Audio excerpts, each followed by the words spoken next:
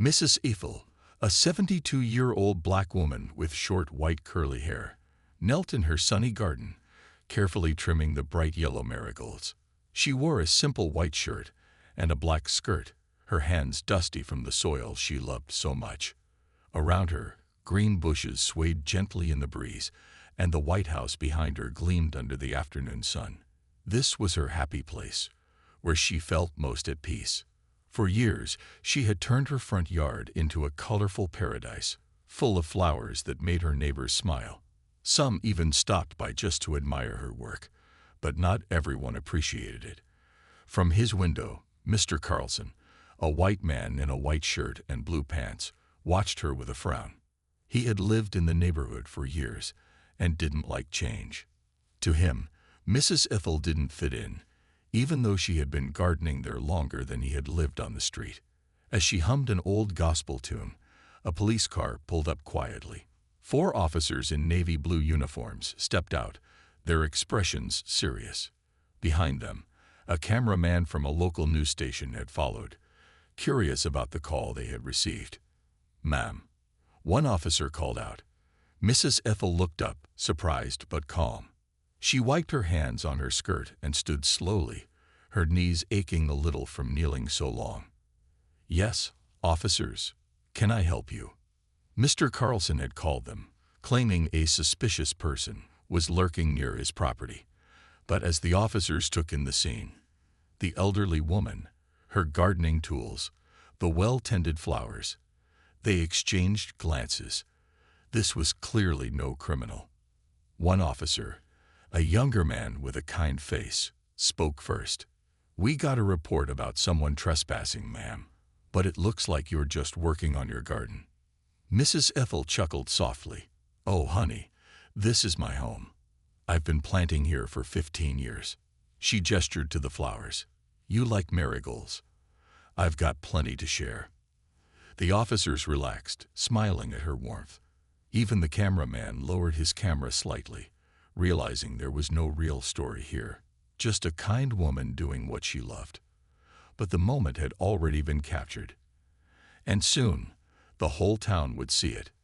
Meanwhile, Mr. Carlson stood frozen by his window, watching as his plan backfired. Instead of getting Mrs. Ethel in trouble, he had only made her look like the heart of the neighborhood.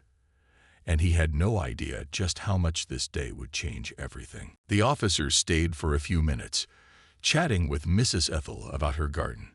She showed them her roses, her lilies, and the small vegetable patch where she grew tomatoes and peppers.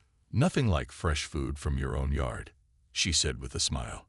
The youngest cop, a rookie who had grown up in the city, admitted he'd never planted anything before. Mrs. Ethel handed him a small pot with a sunflower seedling. "Here, take this. Put it in some dirt, give it sun and water, and watch it grow taller than you." The group laughed, the tension from earlier completely gone. Meanwhile, the cameraman had quietly filmed the whole exchange. He hadn't expected much when he followed the police call. But this, a sweet old lady turning a tense moment into something warm, was the kind of story people loved. He made sure to get a shot of Mrs. Ethel's hands, rough from years of gardening, gently patting soil around a new plant. Then he zoomed in on the officers, now relaxed, one even asking her for gardening tips. Mr. Carlson, still watching from his window, felt his face grow hot. This wasn't how it was supposed to go. He had expected the police to question her, maybe even make her leave. Instead, they were laughing like old friends. His hands clenched into fists. Why did everyone always take her side? As the officers finally said their goodbyes, the cameraman approached Mrs. Ethel. "Mom, mind if I share this footage? I think people would love to see your garden." She waved a hand. "Oh, honey, it's just flowers. But if it makes someone happy, go ahead." She had no idea how many people would soon see her face. Back at the police station, the officers shook their heads about the call. "Waste of time," one muttered. "That lady's sweeter than my grandma's peach cobbler." Another officer, an older woman who had been on the force for 20 years, sighed. "Happens too often. Someone sees a person who doesn't look like them and assumes the worst. They all knew what she meant but didn't say it out loud. That evening, the video went up online. The caption read, "Officers respond to a suspicious person call. Find this instead." Within an hour, it had thousands of shares. People were furious, not at Mrs. Ethel, but at whoever had called the police on her. Comments poured in. "She's literally just gardening." One person wrote, "This is why people don't feel safe in their own neighborhoods," said another. Mr. Carlson's phone buzzed nonstop. Neighbors who recognized his house in the background sent him angry messages. One even posted, "We all know who made that call." His hand shook as he turned off his notifications. This wasn't just about a garden anymore. And Mrs. Ethel, she had no idea any of this was happening. After the officers left, she went back to her flowers, humming again. The sun was starting to set, painting the sky orange and pink. She stood back to admire her work, wiping sweat from her forehead. Tomorrow was another day, and there was always more planting to do. The next morning, Mrs. Ethel woke up to her phone buzzing nonstop. She barely used it except to call her grandchildren, so the noise confused her. When she picked it up, she saw dozens of messages from neighbors, and even some numbers she didn't recognize. One text read, "You're famous, Mrs. C," with a link to a video. She squinted at the small screen, then reached for her reading glasses. The video showed her talking to the police in her garden the day before. It had over 1 million views. People in the comments called her Queen and National Treasure. Some shared stories about their own grandparents who loved gardening. Others angrily demanded to know who would call the cops on her. Mrs. Ethel sighed and put the phone down. She never wanted any fuss, just to tend her flowers in peace. Meanwhile, the local news station ran the story on their morning broadcast. The anchor smiled as she introduced the segment. A heartwarming moment in our community after a call to police turned into something beautiful. The camera zoomed in on Mrs. Ethel's face as she handed the young officer the sunflower. Viewers ate it up. By noon, reporters started showing up outside her house. She peeked through her curtains and saw a woman with a microphone standing near her marigolds. "Oh Lord," she muttered. She wasn't used to this kind of attention. But before she could decide whether to answer the door, her phone rang again. It was her daughter, laughing. "Mama, you're all over the internet. They're calling you the gardening grandma." Mrs. Ethel chuckled but shook her head. "Child, I just want to water my plants." Her daughter knew her well enough to understand. "Don't worry, Mama. This'll blow over soon." But it didn't. By afternoon, the mayor's office called. His assistant asked if Mrs. Ethel would be willing to attend a small community event next week. "Nothing fancy," the woman said. "Just a little recognition for local gardeners." Mrs. Ethel hesitated but finally agreed. She figured it would be a room full of people getting certificates, and she could slip out early. Mr. Carlson, meanwhile, was having a very different day. His coworkers avoided him at the office. His boss pulled him aside and said, "You're the one who called the cops on that old lady, aren't you?" Mr. Carlson's face burned, but he didn't answer. He went home early, ignoring the stares from neighbors as he walked to his car. That evening, Mrs. Ethel sat on her porch with a cup of tea, watching the sunset. A few people walking by waved at her, some even stopping to take pictures with her flowers. She smiled politely, but couldn't help feeling tired. All this attention over something so simple. As she went inside, she noticed Mr. Carlson's curtains twitch shut across the street. She wondered if he regretted what he'd done, but she didn't dwell on it. Tomorrow, she had weeding to do. By the next day, the entire neighborhood had seen the video. People were furious at what had happened to Mrs. Ethel. A group of neighbors gathered at the community center to plan something special for her. "We can't let this slide," said Mrs. Wilson, who lived 2 doors down. "That sweet woman has shared her flowers with all of us for years." Someone suggested a neighborhood garden party in Mrs. Ethel's honor. Others wanted to confront Mr. Carlson directly, but cooler heads reminded them that wasn't Mrs. Ethel's way. Meanwhile, online, the outrage grew. Someone had dug up Mr. Carlson's social media profiles, and his past posts were being picked apart. His workplace received calls from people demanding he be fired. His sister even called him, voice tight with disappointment. "How could you do that to an old lady? Mom would be ashamed." He hung up without answering. Mrs. Ethel knew none of this. She was too busy dealing with the sudden stream of gifts left on her porch. Bouquets, gardening gloves, even a fancy new watering can.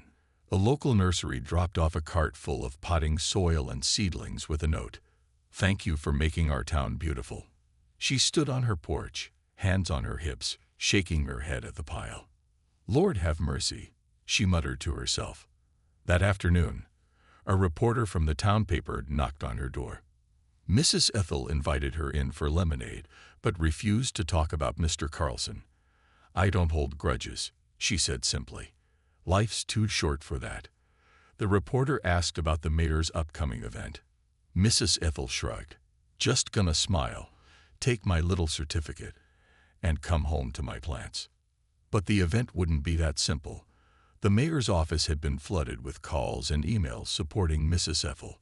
What started as a small gathering was turning into something much bigger. The mayor himself had watched the video 3 times, moved by the quiet dignity of this woman who just wanted to tend her garden. He called his staff together. "We need to do more than just give her a certificate," he said. Back in the neighborhood, Mr. Carlson sat alone in his dark living room, blinds drawn. His phone kept vibrating with notifications, angry messages, news alerts about the story, even old friends unfriending him online. For the first time, he wondered if he'd made a mistake. Outside his window, he could hear laughter as neighbors carried folding chairs and decorations toward the park for Mrs. Ethel's surprise garden party. The sound made his stomach twist. Mrs. Ethel, meanwhile, was in her kitchen, humming as she washed the lemonade glasses. She glanced out the window at the gathering crowd down the street, but assumed it was someone's birthday. She had no idea they were all there for her, and she certainly didn't know that the mayor had just finished writing a speech that would change everything. The morning of the community event arrived, and Mrs. Ethel dressed carefully in her favorite lavender dress and a wide-brimmed hat to shield her from the sun. She assumed it would be a small gathering, maybe 20 people in a stuffy room at City Hall. But when her neighbor, Mrs. Wilson, pulled up to drive her there, she noticed the woman was unusually excited. "You're gonna love this," Mrs. Wilson said, grinning. Mrs. Ethel just patted her knee. "It's just a little certificate, honey." When they pulled up to the town square, Mrs. Ethel's eyes widened. Hundreds of people filled the space, standing around a decorated stage. Colorful banners with flowers and the words "Celebrating Our Community" fluttered in the breeze. News vans lined the street, and cameras pointed toward the podium. "What in the world?" Mrs. Ethel whispered. Before she could process it, the mayor, a tall man in a navy blue suit with white hair, spotted her and waved her over. The crowd erupted in applause as she walked through, confused but smiling politely. Someone handed her a small bouquet of daisies. "These are your favorites, right?" a young girl asked. Mrs. Ethel nodded, touched. The mayor helped her onto the stage and leaned into the microphone. "We're here today to honor someone very special," he began. The crowd quieted instantly. Mrs. Ethel adjusted her hat, still not understanding why so many people had come. Then the mayor turned to her. "Mrs. Ethel, your kindness, your generosity, and the beauty you've brought to this town, well, we thought a certificate wasn't enough." He gestured to a large easel covered with a cloth. When he pulled it away, it revealed a shiny new sign, Ethel's Community Garden Project. The mayor explained that the city was dedicating a plot of land downtown to create a public garden in her honor, with free classes for kids and seniors to learn gardening from her. Mrs. Ethel's hands flew to her mouth. Tears welled up in her eyes as the crowd cheered. She hadn't expected any of this. All she'd ever done was plant flowers and share them with others. Now the whole town wanted to celebrate that. In the back of the crowd, barely visible behind a tree, Mr. Carlson watched silently. He hadn't planned to come, but curiosity got the better of him. Seeing Mrs. Ethel's face, the shock, the joy, made something inside him ache. He slipped away before anyone noticed him, hands shoved deep in his pockets. As Mrs. Ethel stepped up to the microphone to say thank you, her voice was steady but soft. "I just love digging in the dirt," she said, and the crowd laughed warmly.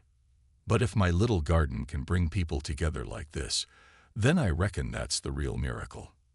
The mayor handed her a golden shovel, a symbol of the new garden project. Cameras flashed, capturing her wide smile.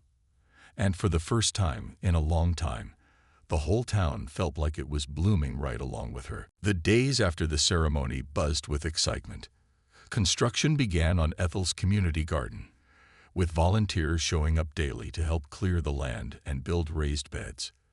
Local businesses donated tools and soil, and the newspaper ran updates on the progress.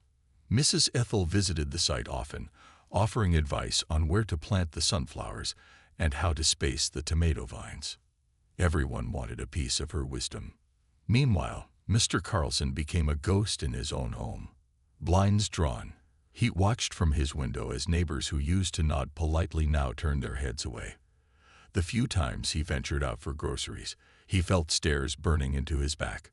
One afternoon, he found a small pot of wilted flowers on his porch with a note, "Hate doesn't grow here." His hand shook as he brought it inside. His sister called again. "You need to make this right," she said firmly. "Go talk to her." He argued at first. What would he even say? But after hanging up, he sat at his kitchen table for a long time, staring at the dying plant. He thought about how Mrs. Ethel had never once raised her voice, even when the whole world was shouting on her behalf. The next morning, he woke up determined. He drove to the garden center and bought the healthiest peace lily he could find. His hands were sweaty on the steering wheel as he parked in front of Mrs. Ethel's house. For 10 minutes he sat there, rehearsing what to say. Finally, he forced himself to walk up her path, the plant trembling in his grip. Mrs. Ethel was kneeling in her garden as usual, pruning her roses. She didn't notice him at first. When his shadow fell across the flowers, she looked up, squinting in the sunlight. For a heartbeat, neither spoke. Mr. Carlson swallowed hard. His voice cracked. He tried again. "I brought you this." He held out the peace lily like an offering. Mrs. Ethel studied him for a long moment. Then, slowly, she wiped her hands on her apron and stood.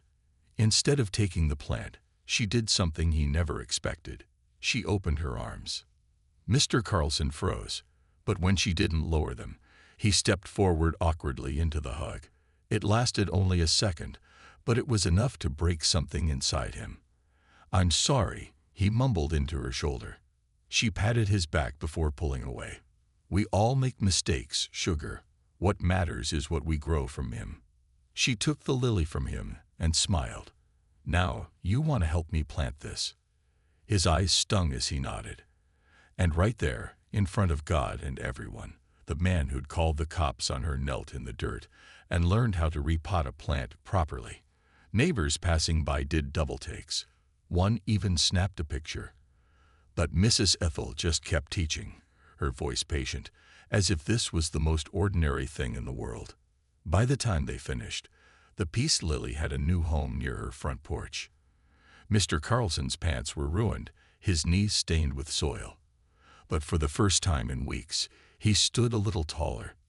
"Thank you," he said quietly. Mrs. Ethel nodded toward the community garden down the street. "They start work on the herb section tomorrow. You should come." He didn't promise, but as he walked back to his house, he realized something. He wanted to. Word spread fast about Mr. Carlson helping Mrs. Ethel with the peace lily.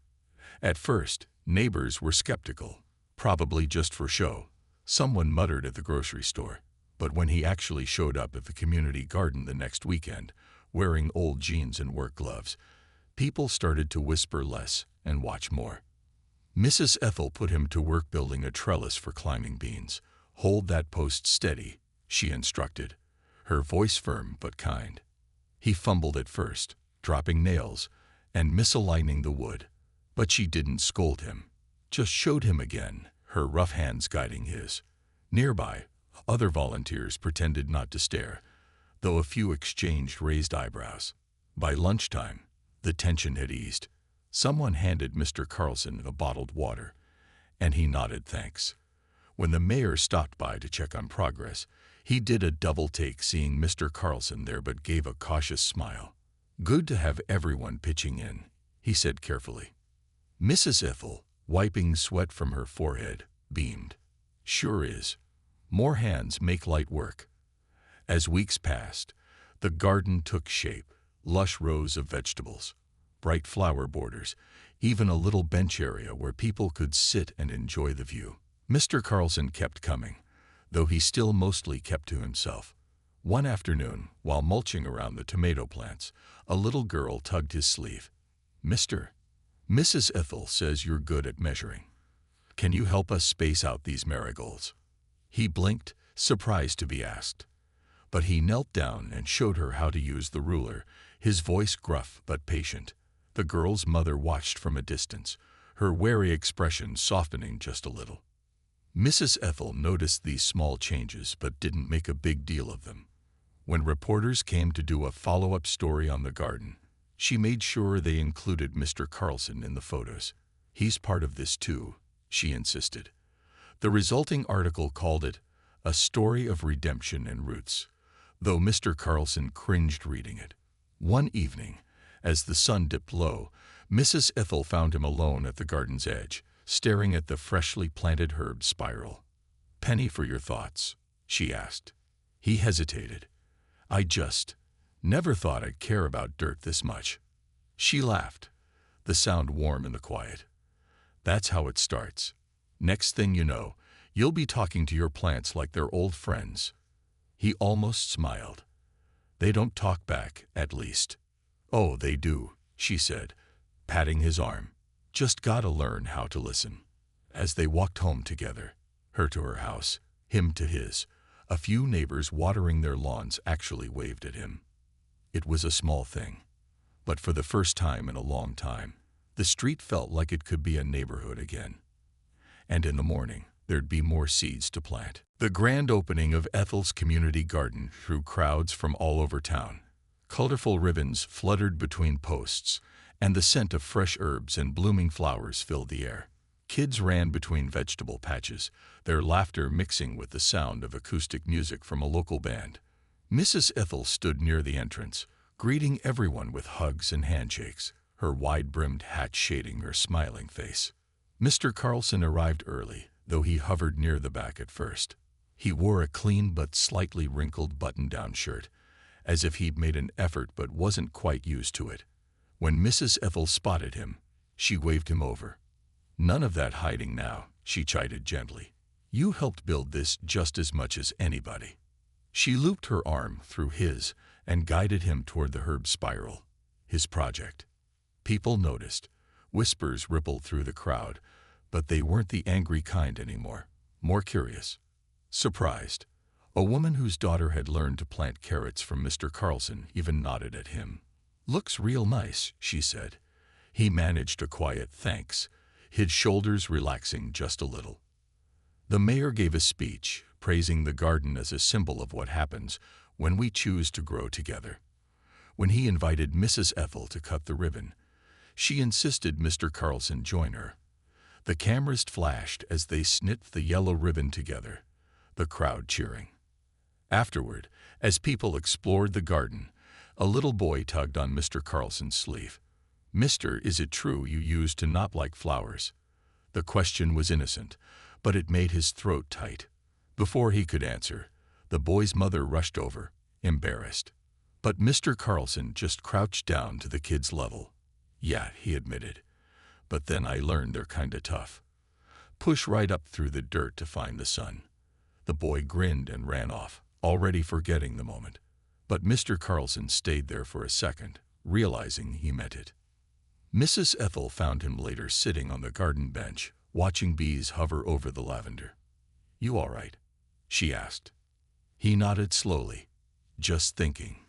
This place, it's good." She sat beside him, the wood creaking under their weight. It is, and it'll keep getting better. Gardens always do. As the sun set, painting the sky in oranges and pinks, the crowd thinned. But the garden remained, lush and alive, its paths worn by countless footsteps. Mr. Carlson was the last volunteer to leave. Before he did, he crouched by the peace lily they'd planted together months ago, now thriving near the entrance. He touched one of its broad leaves, then stood and walked home, his shadow long on the pavement. The next morning, Mrs. Ethel arrived to water the plants and found a new sign by the herb spiral. Carlson's Corner, it read in neat letters. She smiled, shook her head, and went to fetch the watering can. Some changes, she thought, were sweeter than others. And this garden, it was just getting started.